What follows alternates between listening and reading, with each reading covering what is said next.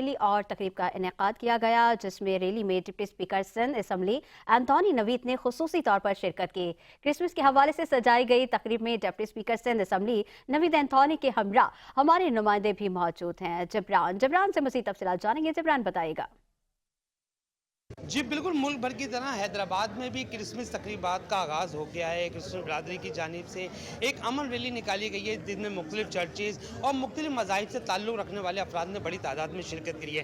Deputy speaker Sindh assembly نوید Anthony بھی جو ہے اس تقریب میں شریک ہوئے ہیں۔ کیک کاٹا گیا ہے کرسمس کی مناسبت سے، ان سے بات کرتے ہیں، ان سے جان لیتے ہیں۔ سر، آج امن ریلی کا انعقاد کیا گیا ہے، کیا پیغام دینا چاہیے؟ اس کرسمس ریلی کا بنیادی مقصد یہی تھا کہ ہمارے ملک میں جس طریقے سے محبت اور بھائی چارگی میں ہم دوسرے صوبوں میں دیکھتے ہیں کہ کچھ ایسے چیلنجز ہیں جس کی وجہ سے پاکستان میں جو بسنے والی جو نان مسلم کمیونٹیز ہیں اور اس کے ساتھ ساتھ جو مسلم کمیونٹیز ہیں وہ بھی بہت سارے چیلنجز کا سامنا ہے، لیکن سندھ صوفیوں کی دھرتی ہے، سندھ سے ہمیشہ محبت کا پیغام گیا ہے، سندھ نے ہمیشہ جو ہے وہ بھائی چارگی کا درس دیا ہے، اور خاص طور پر حیدرآباد جس کی تاریخ جو ہے وہ صدیوں پر محیط ہے، اور حیدرآباد میں ہمیشہ لوگوں نے پیار، محبت، یگانگت اور ایک دوسرے کو برداشت کے ساتھ جو ہے وہ اپنی زندگیاں گزاری ہیں۔ یہ ان کا یہی کہنا ہے کہ آج کی امن ریلی کا مقصد جو پیغام ہے وہ امن کا پیغام ہے، محبت کا پیغام ہے، خوشحالی کا پیغام ہے،